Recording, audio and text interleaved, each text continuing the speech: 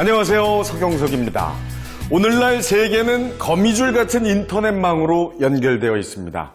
인터넷 검색 엔진에 궁금한 단어 몇 개만 입력해도 세계 곳곳에서 일어나는 일들을 실시간으로 알 수 있는 시대죠.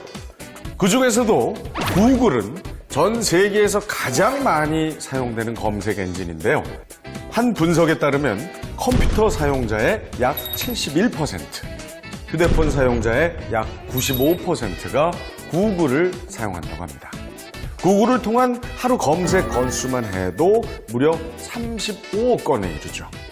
그런데 사용자들이 이렇게 마음껏 검색을 해도 돈 한 푼 받지 않는 구글. 구글은 대체 어디에서 수익을 얻는 걸까요? 의외로 구글을 먹여 살리는 것은 커피숍, 빵집, 꽃집처럼 아주 작은 가게들이라고 합니다.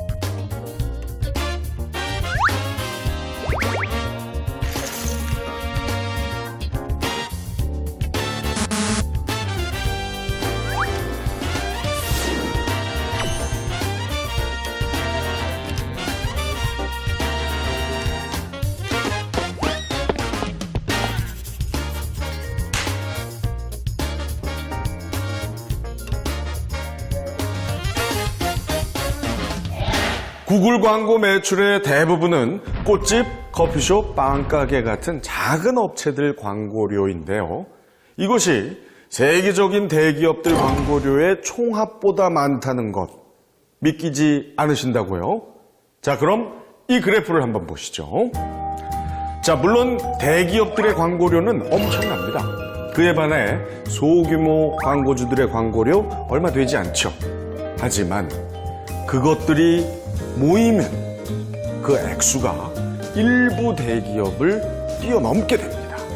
그리고 바로 이 부분, 마치 공룡의 긴 꼬리 같다 하여 롱테일 법칙이라고 하는 겁니다.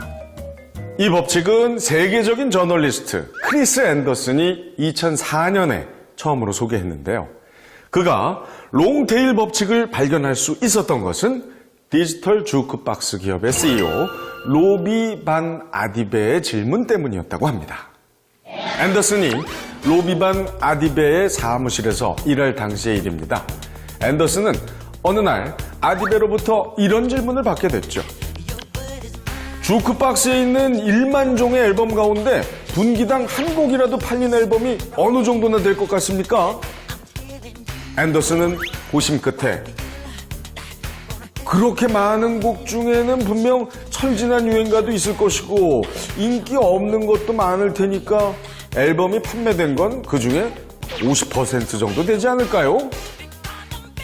하지만 정답은 무려 98%. 깜짝 놀랄 만한 결과에 앤더슨은 음반 매출을 분석했습니다. 그리고 아주 흥미로운 결과를 얻게 됐죠.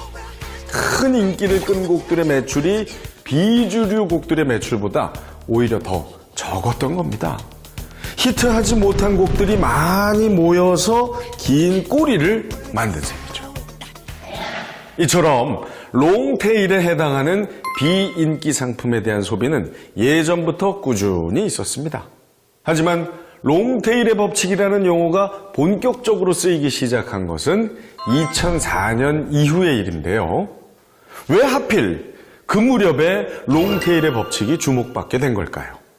그 원인은 바로 인터넷 발달에 있습니다. 인터넷이 발달하면서 소비자들은 자신의 입맛에 맞는 노래를 쉽게 검색할 수 있게 되었죠.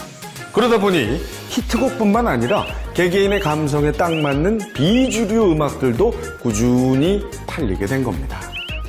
서점도 예외는 아닙니다. 오프라인의 서점은 매장 크기가 한정되어 있습니다. 그래서 베스트셀러 위주로 판매를 해야 매출에 도움이 되죠.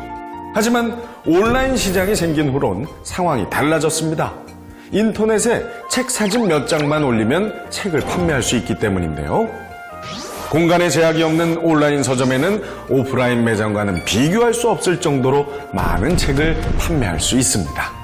상품이 더 많아지게 되니 소비자들은 더욱더 자신에게 맞는 상품을 찾아 꼬리 쪽으로 이동하게 되는 것이죠. 온라인 매장은 매장 운영에 따른 임대료나 인건비도 들지 않습니다. 그만큼 소비자들에게 저렴하게 상품을 제공할 수 있고 소비자들은 더욱더 온라인 시장에 모이게 되면서 롱테일이 만들어지는 것이죠. 구글도 마찬가지입니다. 광고주가 TV에 광고를 내려면 적게는 수천만 원에서 많게는 몇십억이 듭니다. 꽃가게 같은 작은 사업체에서는 도저히 엄두를 못 내는 금액이죠. 하지만 구글의 경우는 사진이나 가게 이름만 있으면 광고를 만들 수 있기 때문에 광고비가 훨씬 더 저렴합니다. 그렇게 모인 소규모 광고주들이 어마어마한 가치를 만들었으니 구글이 롱테일을 아주 잘 활용한 것 같습니다.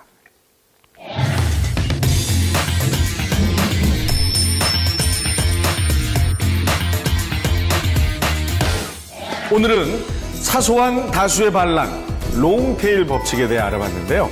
롱테일 법칙을 한마디로 정리한다면 이 속담이 딱 맞을 것 같습니다. 티끌 모아 태산이다. 작은 것부터 소중하게 생각하는 마음, 현명한 경제생활의 첫걸음이 아닌가 싶습니다. 다음 시간에도 재미있는 경제 이야기로 돌아오겠습니다.